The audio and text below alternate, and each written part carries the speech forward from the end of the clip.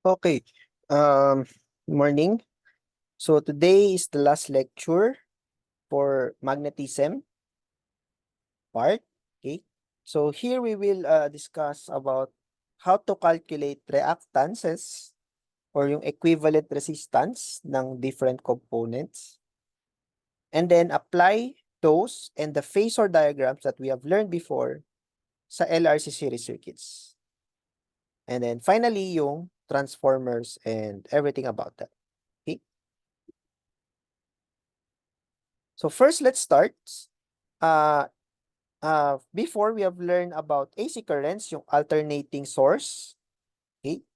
So kung meron tayong AC current or voltage, even the voltage, which is our time varying, how do we quantify them? Of course, hindi naman natin pwedeng sabihin yung mga, of course, we can use yung waveform na A cosine omega t, B cosine omega t, blah, blah, blah.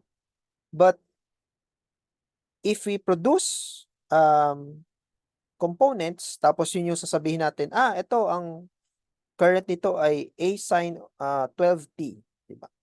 Hindi siya intuitive to most people. Diba? So, parang dito lang naman natin na-learn about having cosine and sine, diba? Sa physics or sa math. So, what if hindi natin alam yun? So, how do we quantify these current and voltages? Okay? We can try to take the mean or average of the wave. But if you get the average, magsi-zero lang yon.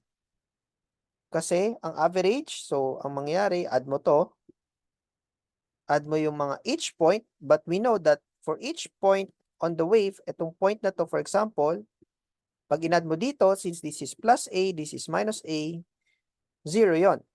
Right? And then for any other points, kina-cancel out lang nila yung isa't isa. So if we sum and take the average, 0 lang yung makukuha natin. So, hindi natin pwedeng gamitin yung average as some way to quantify or to describe an AC current. Anyway, AC waveform, ang average niya is always 0. Almost always 0. Okay. What we can use is the so-called root mean square value or RMS. Okay. So RMS value or root mean square. So here's how you take the root mean square. So we have the waveform. You have the waveform. We take the square. So if we take the square, lahat ng mga negative magiging positive. Tama? So lahat ng mga nandito sa baba, mapupunta sa taas. And then since square, tataas din yung amplitude. So tataas yung initial amplitude. Right?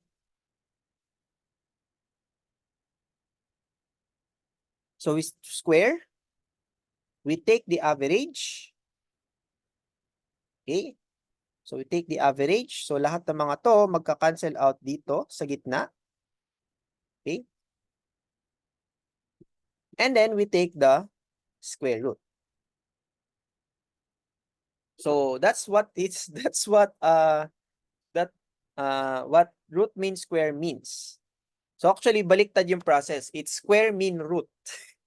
The way you apply from right to left. So in an AC waveform, you take the square, take the mean, then take the root. But we call it root mean square. Pero yung process sa waveform, pabaliktad. Okay? Square mean root. Dati nga square mean root na lang yung tao. Anyway. Parang mas mahirap kasi pronounce yung square mean root. Is a root mean square. RMS. SMR. Okay. RMS na lang. So that's what we call RMS value. Okay? So that is your RMS value. And this value is actually easier to calculate and easier to communicate with. So pag sinabi ko, ang RMS value ng charger ko ay 2.5 something. So alam mo na kailangan mo ng AC, kailangan mo ng AC source, alternating current source. Tapos, from that RMS value, you multiply something to get the maximum amplitude na kailangan. Ano yung factor? Yung coefficient na kailangan mong i-multiply? Actually, it's just square root of 2. So if you know the RMS value, just multiply it by square root of 2, you get the maximum voltage needed by your AC source para gumana yung device mo. Okay? So that's how you use RMS value. Kaysa naman sabihin ko lang na, kailangan ko ng 2.5 sine omega t, sine 12t, di ba? Mas hindi intuitive yun. Unlike knowing VRMS, okay, this is more now intuitive. Okay. For the current, ganun din. Actually, square root of 2 lang din yung kailangan mo i-multiply. Okay. So, that's your RMS value. So, most ng ginagamit natin, so pag may kita mo, ang input voltage ay 2.2 volts. That is the RMS value needed for the adapter to work. So, usually yun yung ginagamit natin. So, pag sinabing 5 volts, edi 5 volt AC actually siya. And normally naman, yung mga sockets natin sa outlets, AC naman talaga yan, alternating current. Hindi pwedeng direct current yung nilalabas nila. Kasi kung direct current, edi fix lang lagi yung current, di ba? What if kailangan mo ng mas malaking current? So, hindi pwede. So, kaya alternating current yung mga sources, yung mga power outlets natin. Para it can cover all types of current, all values of current. Almost. Okay. So, let's go back dun sa phasor. So, how do we now use this knowledge? So, consider a time-varying current of the form 4 cosine omega t with an angular frequency of 2 pi over 3. What's the corresponding root mean square? And what phasor corresponds to the magnitude of the current at 2 seconds? So first, let's calculate IRMS. That's just Imax over square root of 2. And we know the Imax, which is 4. So 4 over square root of 2, we get 2.8 amperes. So that's the IRMS. Now, which phasor corresponds to the magnitude of the current at 2 seconds? So at 2 seconds, i-plug in natin dito, 2 times 2 pi over 3. Right? So, kunin lang natin yung phasor angle. Plug in natin yung 2 seconds, saka 2 pi over 3. We get 4 pi over 3. Convert that into degrees. So, we get 240 degrees. So, alin kaya dito yung mukhang 240 degrees? If this is 0, this is 0. Ito yung 90. Ito ay 180. Ano na sa baba? 270. So, we know immediately that itong vector or phasor na to should correspond to somewhere 240 degrees. Okay? So, dapat nasa quadrant 3. So, phasor C. Okay. So, that's one possible usage of the phasor diagram. Okay. In general, the instantaneous voltage between 2 points in an AC circuit is not in phase with the current passing through those points. So, possible na mauna yung voltage mag-peak before sa current. Okay? Even though same sila ng cosine or sine, it's because of what we call the phase angle phi. Okay? So, kapag meron tayong ganitong total phase angle, yung omega t plus phi, what you do is yung omega muna, omega t from the y-axis ng phasor diagram, tas mag-add ka ng phi. And yun yung location ng phasor for that value, for that quantity. Okay? So if again, if we project this, ito yung small v, which is yung v cosine omega t plus v. Okay? So this whole thing. Okay? If you project this, yan naman yung small I, which is this whole thing. Okay?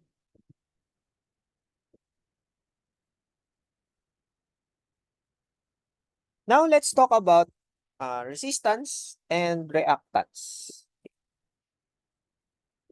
So resistance, alam natin to from resistors, can use Ohm's law to get the resistance. Actually, we can also do something similar for the inductor and capacitor. So we haven't talked about the resistance, quote-unquote resistance, ng inductor and capacitor. So we can use reactance denoted by X. So the reactance X, and then we apply Ohm's law for the reactances. Okay.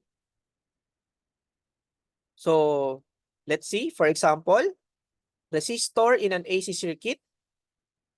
So yung resistor, we can use Ohm's law, yung VR, yung instantaneous voltage across the resistor is constant, IR lang siya. Okay, so I cosine omega TR.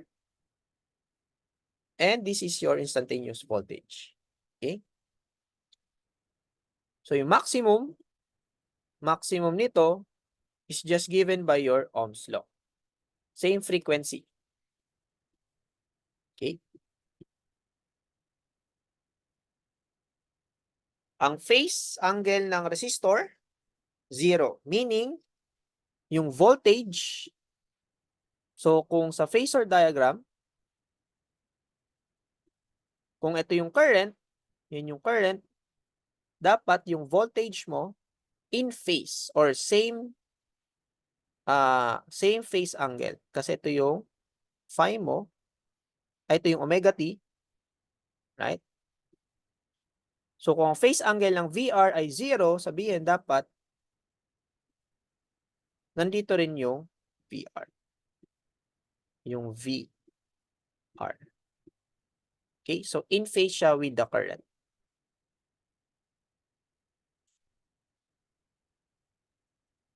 Okay. So this is what happens. VR and I are in phase. So even if yung VR mo has lower amplitude than I, so ito yung itsura nila. In phase sila. So kapag peak yung current, peak din yung VR. Pag zero yung current, zero din yung VR. Pag minimum yung current, minimum din yung VR. So in the phasor diagram, ito yung rotation nila. So yung I is this. Yung VR is this. Yung maximum. Tapos yung instantaneous, ito naman. Okay, so they rotate together. They rotate together. For the inductor, so we have this, we use yung Faraday's law for the voltage difference. Plug in that to our instantaneous voltage and we get this. Okay. Now we can turn yung sine into some cosine by a identity. So we actually have this instantaneous voltage for the inductor. So ang phase angle niya is yung pi over 2. This phase angle. Okay.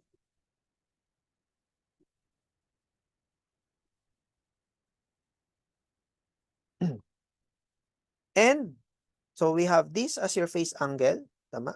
And ito naman, ito yung maximum. Right? So this should correspond to something similar to IR. So yung actually, yung resistance, quote-unquote, ng inductor should be omega L. Should be equal to omega L. And that is what we call the reactance. So the inductor reactance is omega L. Okay, so ito yung equivalent resistance ng inductor. In the phasor diagram, so anong ibig sabihin nung pi over 2? So if this is the current,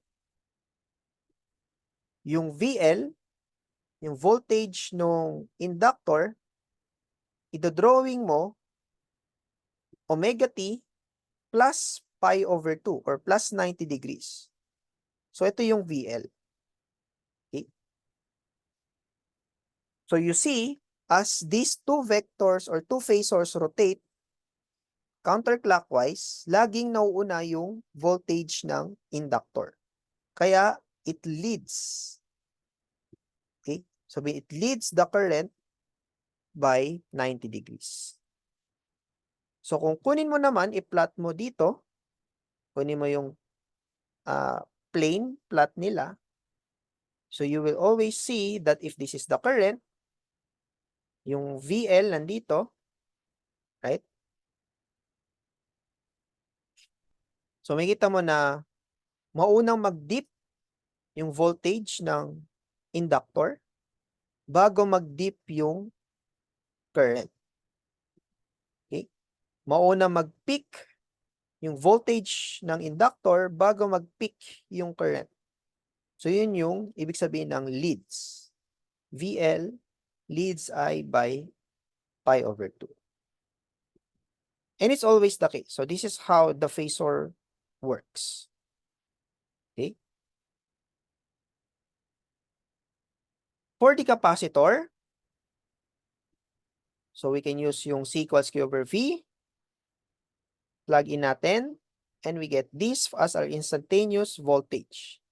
Again, we can turn sine into something cosine para lang consistent. And we get this.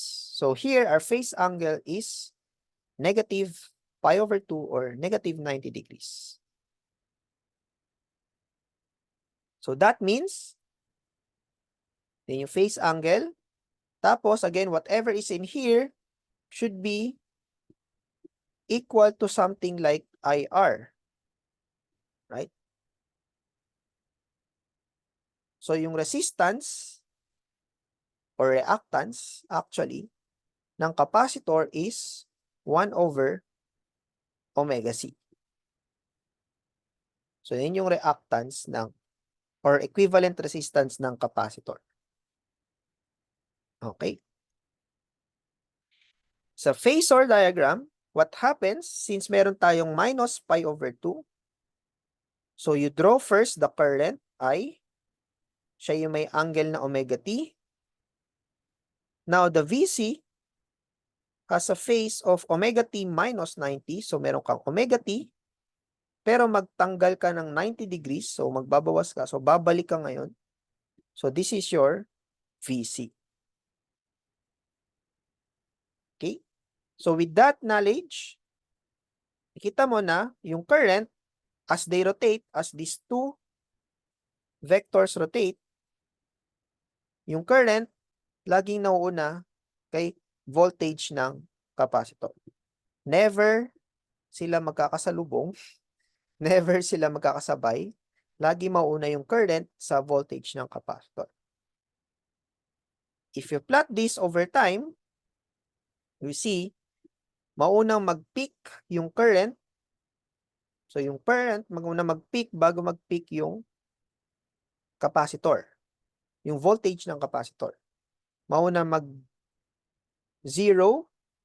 Mauna muna mag-zero yung current ng buong circuit bago mag-zero yung voltage ng capacitor. Mauna mag-dip yung current bago mag-dip, mag-minimum yung capacitor. Okay? So these are the two reactances, the inductive reactance and the capacitive reactance.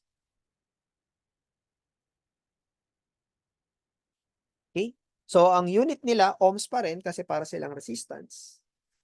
Okay. And we have here this. So, inductor, ayaw niya ng mataas na omega. Okay.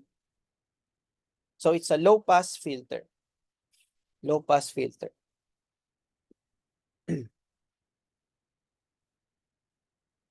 Okay. Kasi gusto mo ma-maintain tong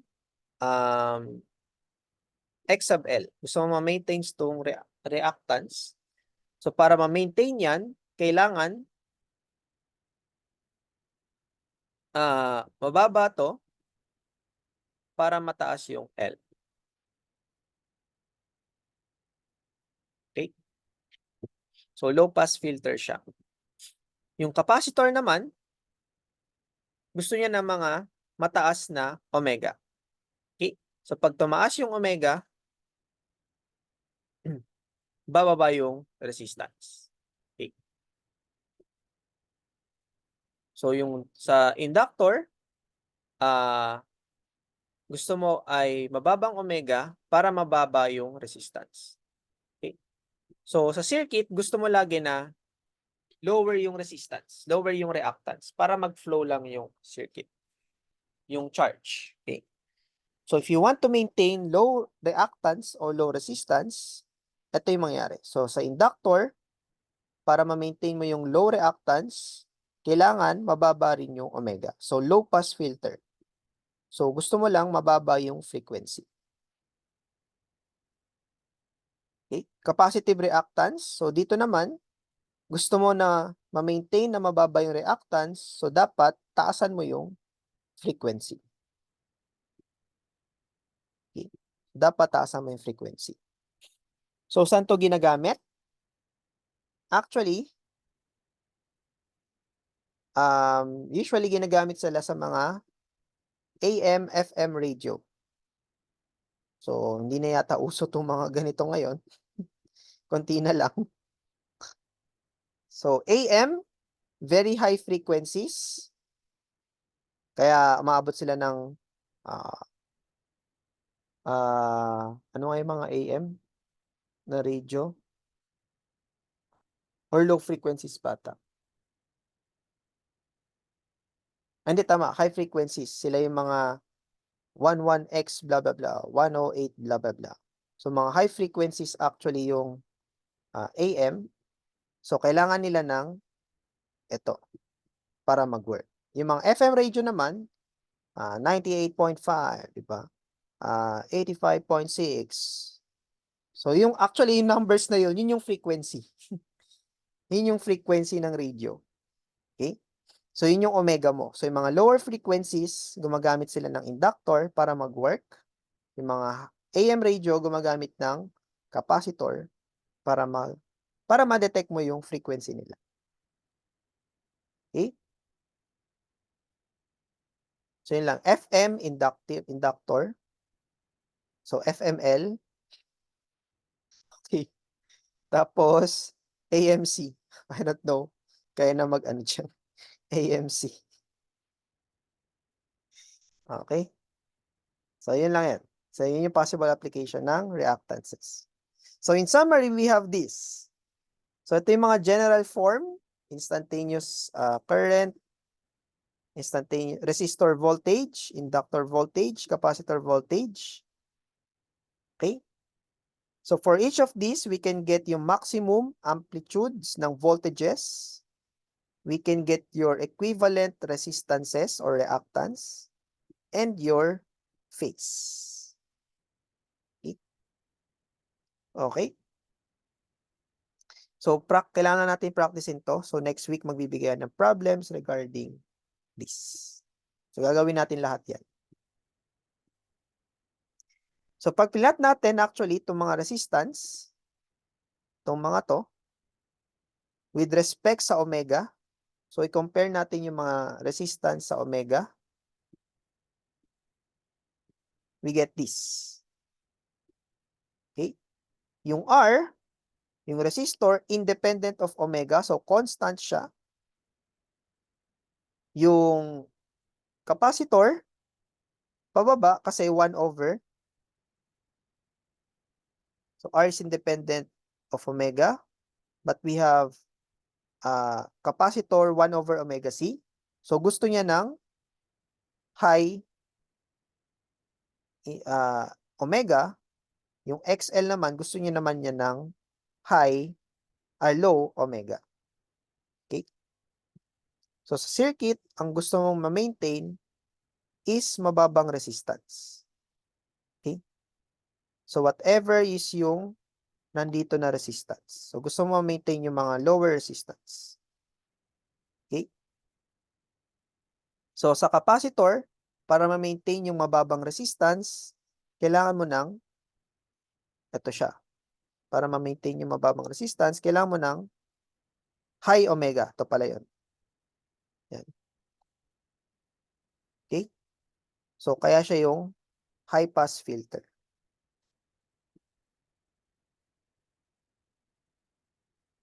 Dito naman, gusto mo ng mababang resistance sa X sub L, so kailangan mababa rin yung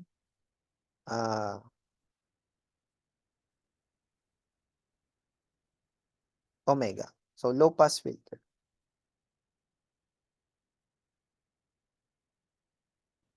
Okay? So let's provide some example.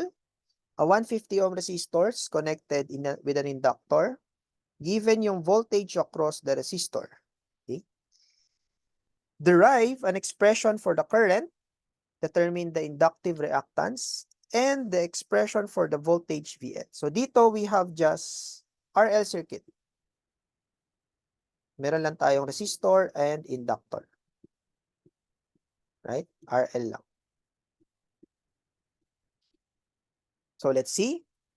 So with this, give it tayo ng instantaneous voltage ng R. So ito, whatever here na nakamultiply, yan yung maximum voltage sa resistor. Whatever is in here is your omega, your angular frequency. Okay? So we can use that. Yung current, we have I cosine omega t.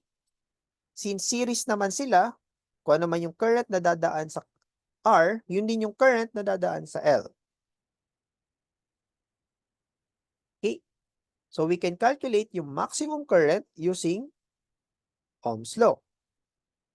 So current amplitude, alam natin yung VR, alam natin yung R, we get this. So we can now write the instantaneous current. I-plug in lang natin to dito. Tapos yung 720 dito. Okay? Madali lang. Di ba? Ganun lang. Now to get inductive reactance, just omega L. Alam natin yung omega, alam natin yung L. Plug in our values, we get this. Finally, we want to write the instantaneous voltage across the inductor. So again, general form is cosine omega t plus 90 degrees or pi over 2. So alam na natin yung omega. Plug in lang natin yan dito. To get yung VL, we just use your Ohm's law with a corresponding reactance. Okay? So plug in natin. I times X sub L and we get this. So plug and play na lang. So medyo madali lang talaga to.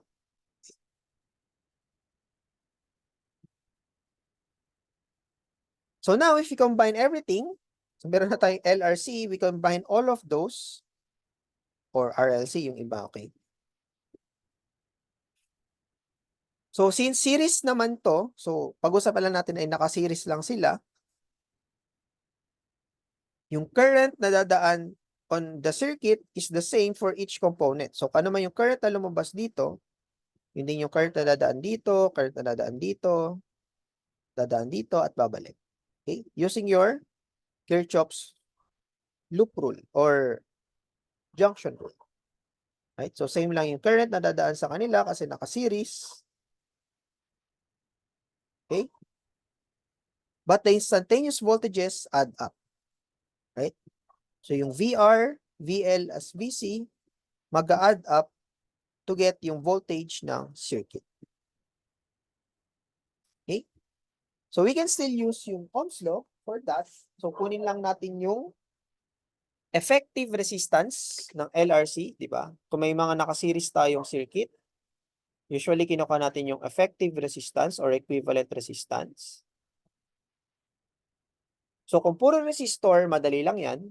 Kung puro capacitor, kaya natin gawin. Pero kung meron kang combination ng L, R, and C, what we want to get is this one, the Z, which is the impedance. So yan yung equivalent resistance ng buong LRC circuit. Okay? So yung resistance, nagre-resist, i-add mo siya with other components, yung impedance, nag-i-impede. Medyo similar term, di ba? Similar yung notion. Okay. So some questions, how do we get the source voltage, VAD? How do we calculate this voltage? How do we get yung impedance Z? So actually, we can add yung source voltage is just the addition of all the kasi series naman yan, of all these voltages, right? Kailangan natin ano yung XL and X sub C. Yung current, same yung form. For the resistor, we have this. For the inductor, we have this. For the capacitor, we have this. So yeah, pagsasama-samahin lang natin yan para makuha yung VAD. So VAD at any instant in time, i-add mo lang to. Of course, medyo hassle kasi cosine omega t plus cosine omega t plus 90, blah, blah, blah. So magsisin-cos ka some point, blah, blah, blah. But actually, yung easier way to do this is to use our phasors. So kaya rin natin ginagamit yung phasors or kaya natin introduce yung phasors to easily combine sinusoidal voltages or sinusoidal forms. Okay? So, there can be two possible cases. Kapag mas malaki yung reactance ng inductor sa capacitor or vice versa. So, bakit? Kasi, here's how it works. Okay?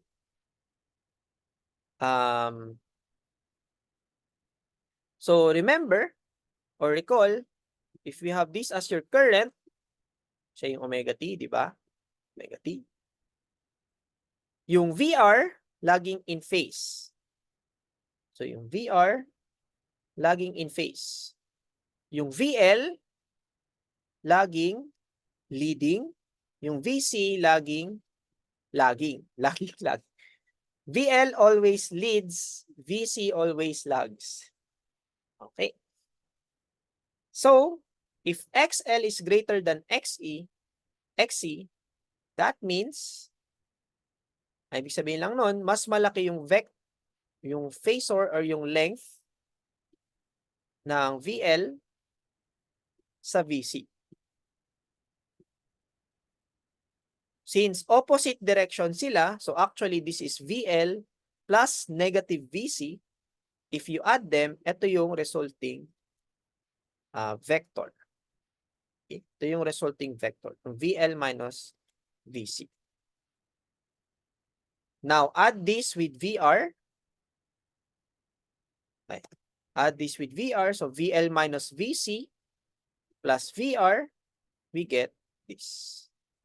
So, this will be the voltage phasor with the equivalent resistance equal to impedance and phase angle phi.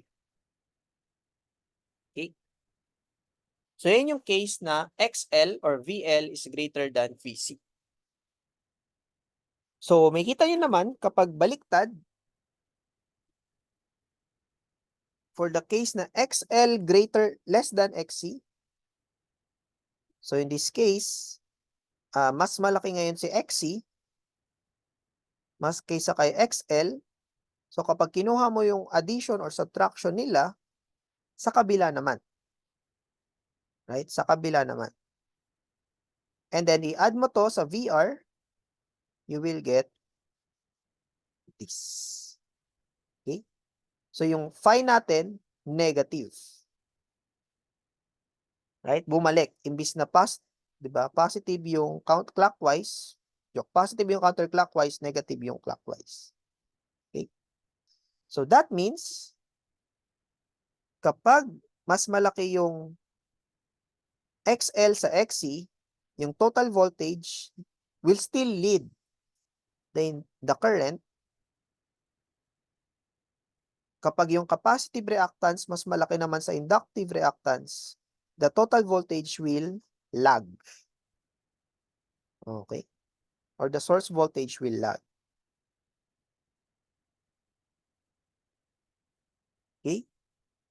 So, in general, kung di nyo alam which is greater, so ganito lang mag-plot ng phasors. So, first, we map each phasor in the circuit element. So, una natin gagawin is yung current.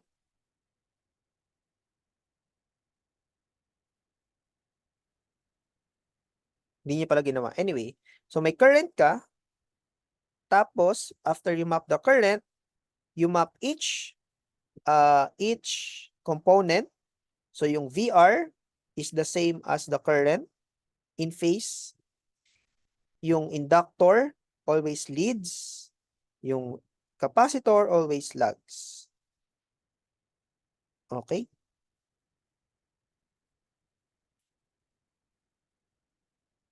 And then, we add phasors, VL and VC. So, note, these are always anti-parallel kasi nga plus 90 minus 90. So, kung mas malaki si VL kay VC, so ang gagawin mo, yung VC, ilipat mo dito. Right? So, yung VC, ilipat mo doon. So, yung resulting addition nila is just this. Okay?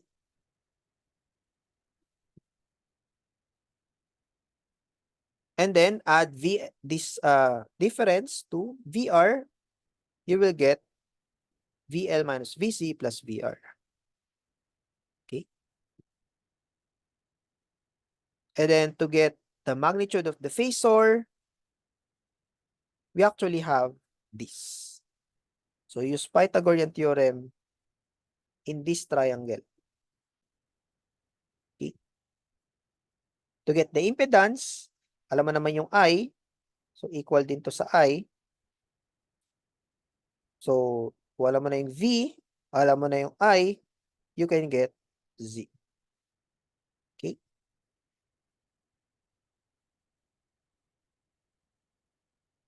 So, V is the phasor.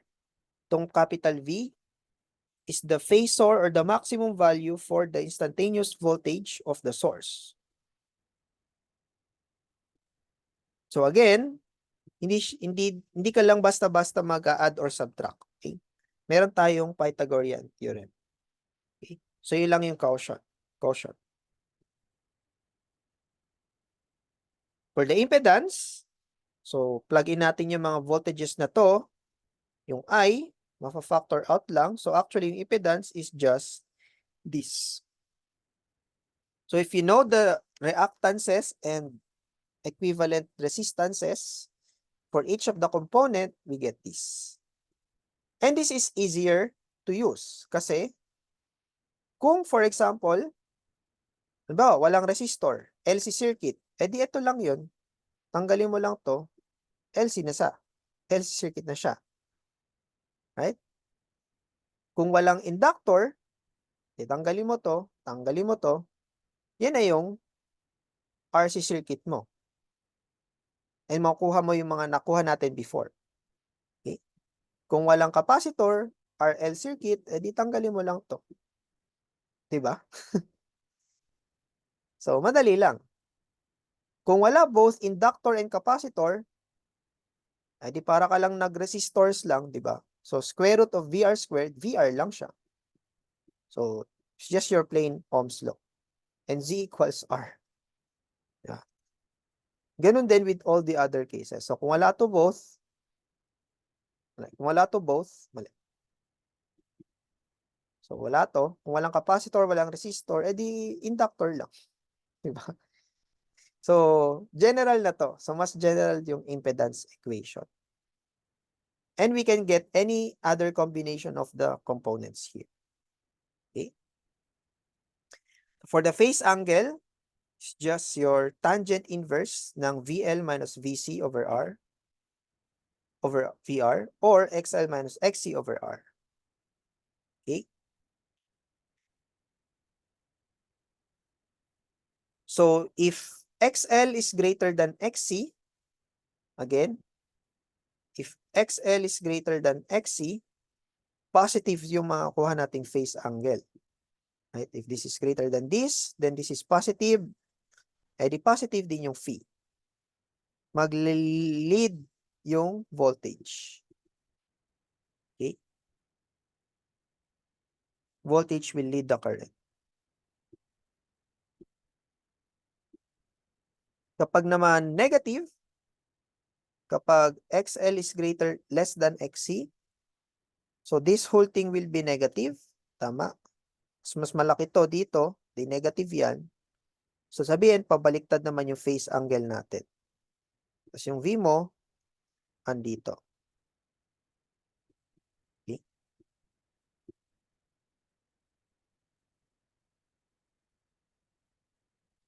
Okay?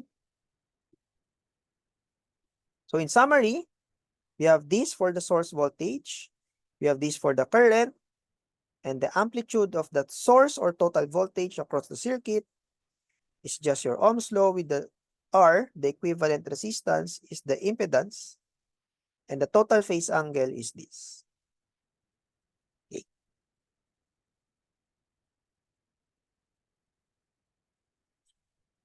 Okay, so some example, some questions. Which of the following is true when the source voltage leads the current? So when the source voltage leads the current, that means positive ito. So XL is greater than XC. But XL is omega L. Mali. XL is, ano nga to? Tama pala, omega L. Baka naman nandito. Okay? And then XC is 1 over omega C. So the correct answer is C. Okay?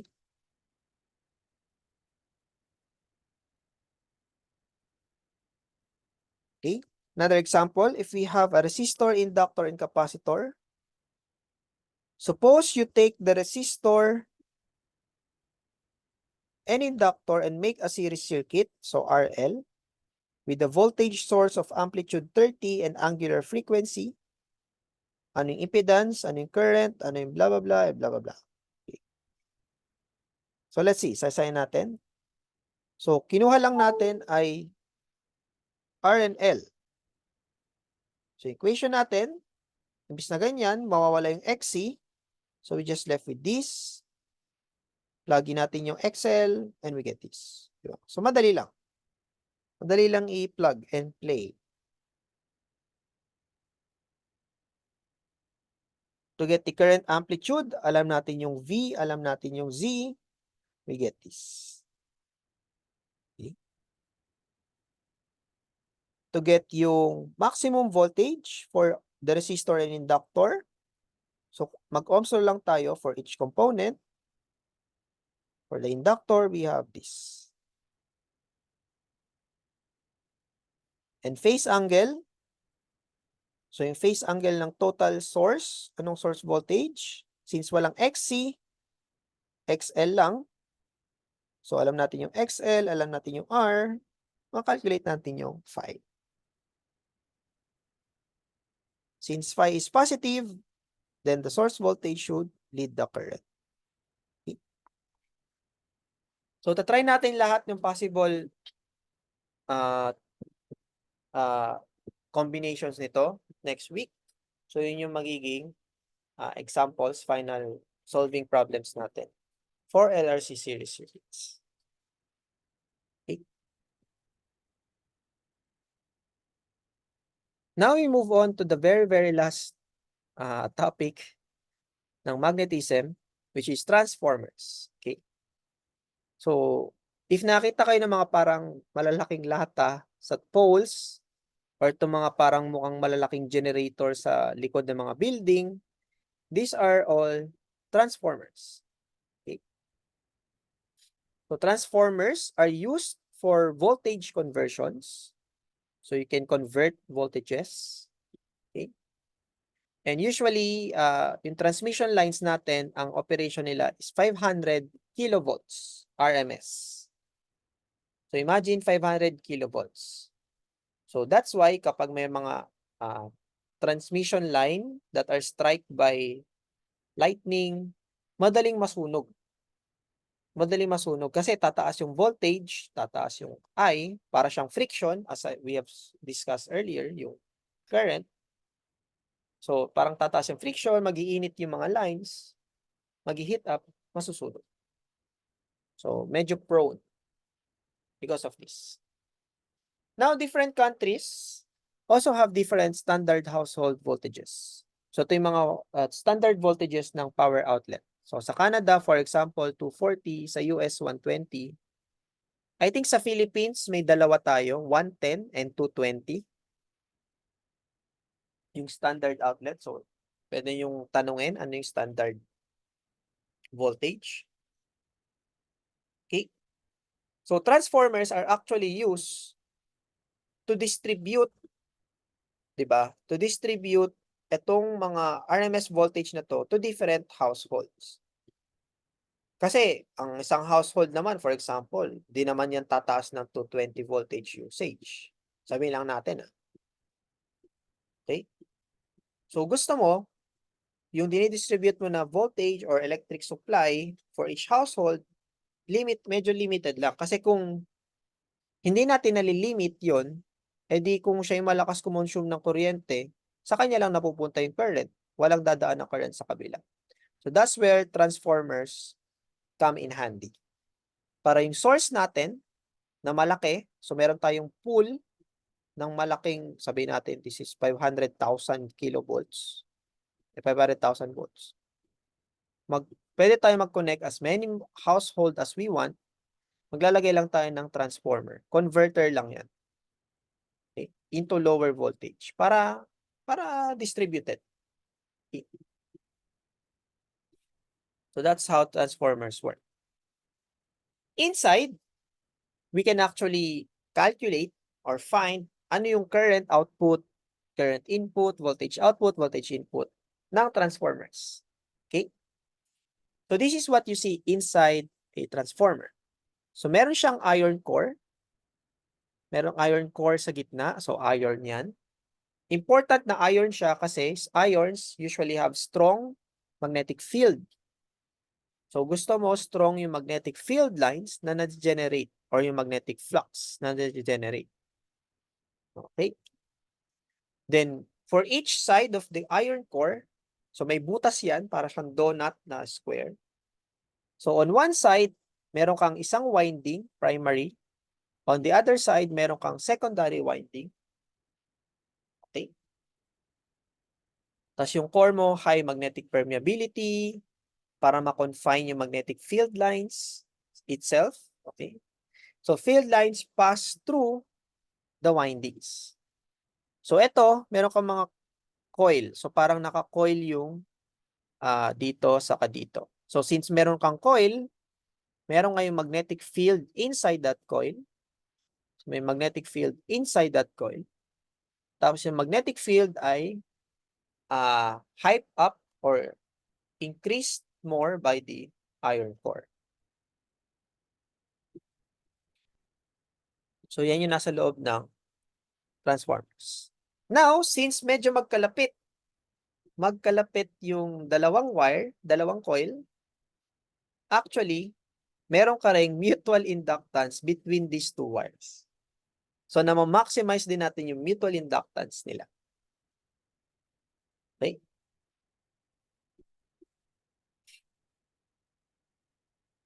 So, sa primary, ito yung primary coil to which power is supplied.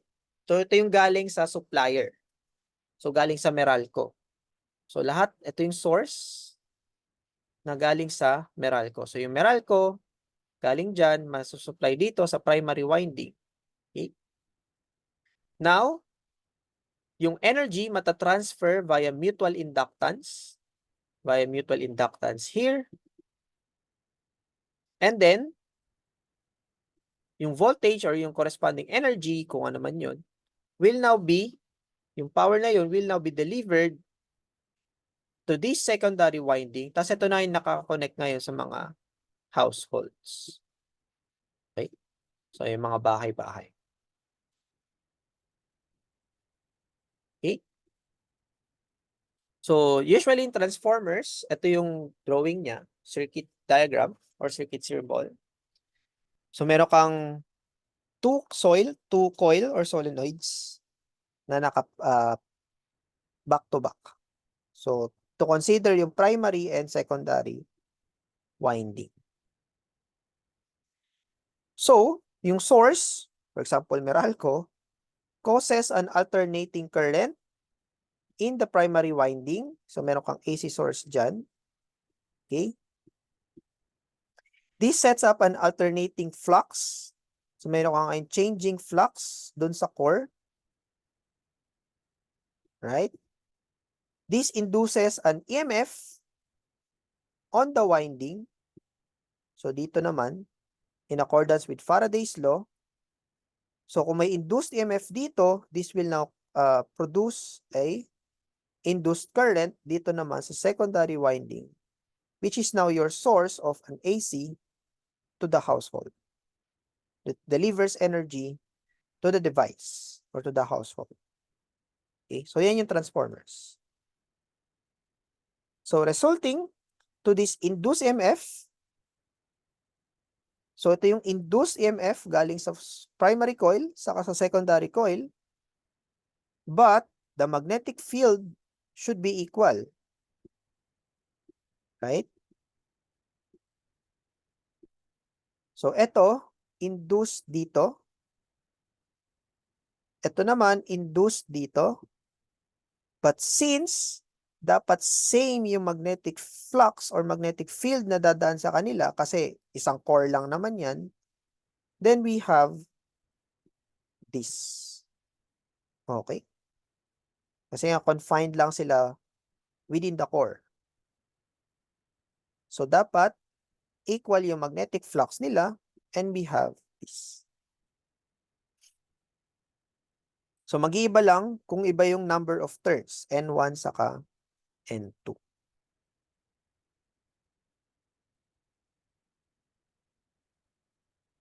Okay? So, pwede nating tanggalin, i-cancel out yung d5BP. So, divide both equations. If walang resistance, then we just have this. So, ideal transformer. So, again, ideal transformer kapag walang resistance. So, we just have this. So, we can relate the voltage or the potential difference between the two coils.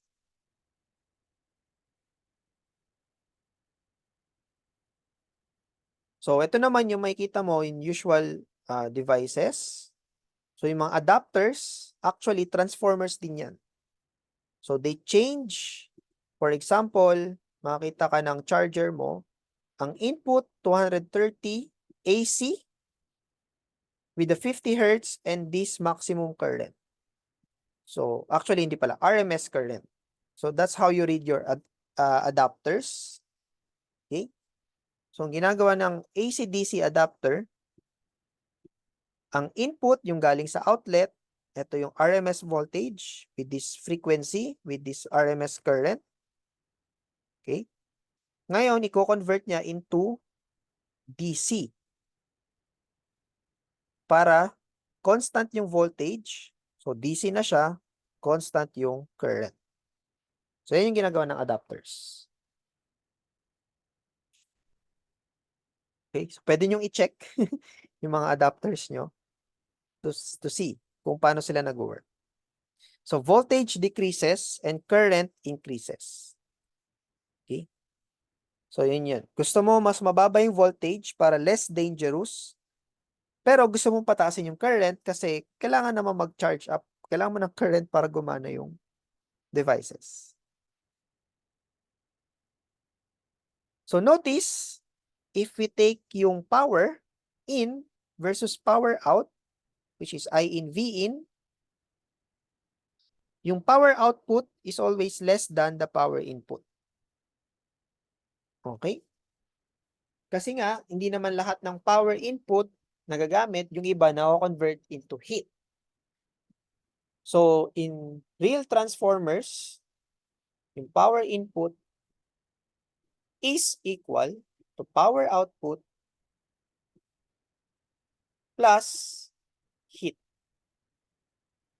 So, yung init na nararamdaman nyo from your adapters, doon na pupunta yung plus pala, plus. Doon na dissipate yung energy na hindi mo nagagamit. So, hindi mo nagagamit yun kasi umiinit lang siya. This is for real transformers.